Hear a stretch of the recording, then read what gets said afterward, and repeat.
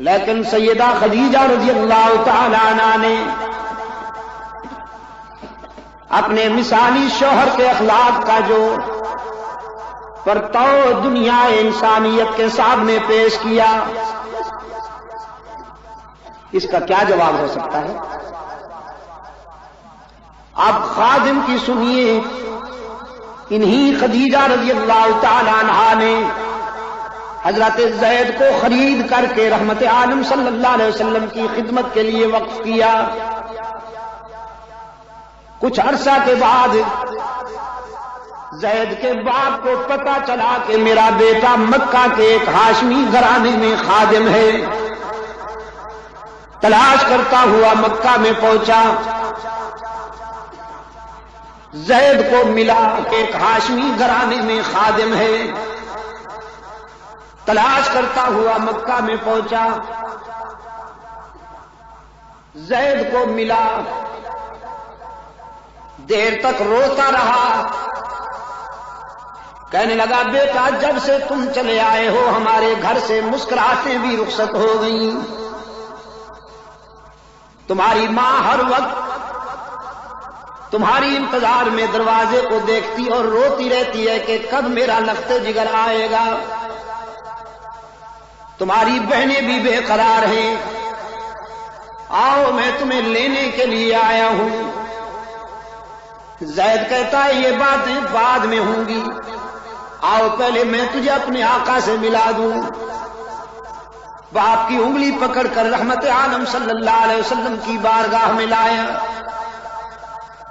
بڑی تکریم سے، بڑے اعزاز سے اللہ کے محبوب نے اپنے خادم کے باپ کو خوش آمدید کہا۔ زید کا باپ کہتا ہے اللہ کے محبوب میں اپنے لختے جگر کو لینے کے لیے آیا ہوں، اس کے خریدنے پر جتنی رقم ادا کی گئی تھی میں اسے دگنی رقم دوں گا،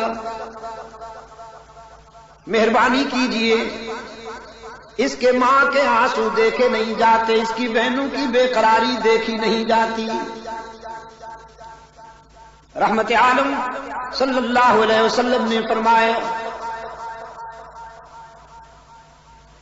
ہم کوئی معاوضہ نہیں لیں گے، ہم تو اپنے زید کو تحائف دے کر رخصت کریں گے، لے جا سکتے ہو تم، میں نہیں روکوں گا زید کو۔ کیوں روکوں؟ میں تو وصل کرنے آیا ہوں، فصل کرنے نہیں آیا،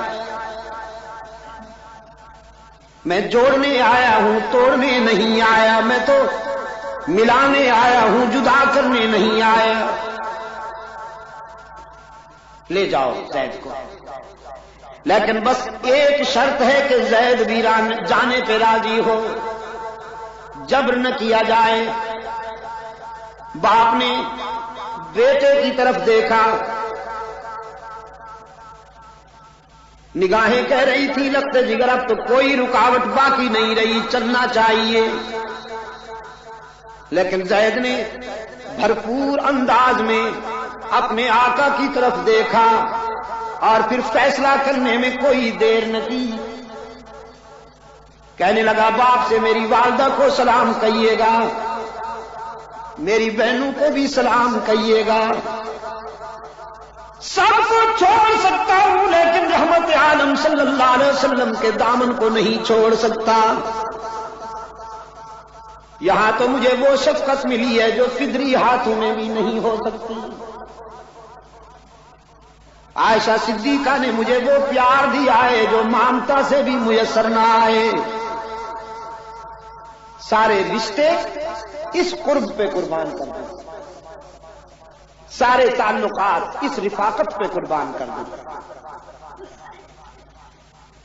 یہ خادم کی گواہی ہے دوستوں۔ اب اڑوس پڑوس کی سنیے۔ صفا کی بلندیوں پہ اللہ کا محبوب داعی حق و صداقت کی حیثیت سے کھڑا ہے، اللہ کے رسول کی حیثیت سے پہلا خطبہ ارشاد فرمانے والے ہیں۔ چادر ہلا ہلا کر مکہ والوں کو جمع کیا، پورا مکہ رحمت عالم صلی اللہ علیہ وسلم کے دامن میں آ بیٹھا. رحمت عالم صلی اللہ علیہ وسلم نے فرمایا هل وجدتمونی صادقا او کاذبا. مکہ والو، زندگی کے 40 سال گزارے ہیں میں نے اس شہر میں رہ کر.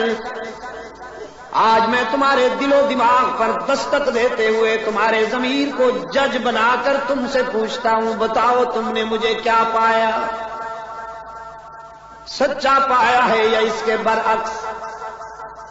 مکہ والوں نے ایک ہی آواز سے اعتراف کیا، جذبناک مرارا ما رأینا فیک الا صدقا. وہ عبداللہ کے یتیم، ہم نے کئی بار آپ کو آزمایا، جب بھی آزمایا سچا پایا. آپ تو صداقت کا نشان ہیں، آپ تو دیانت کا اعلان ہیں، آپ تو شرافت کا برہان ہیں.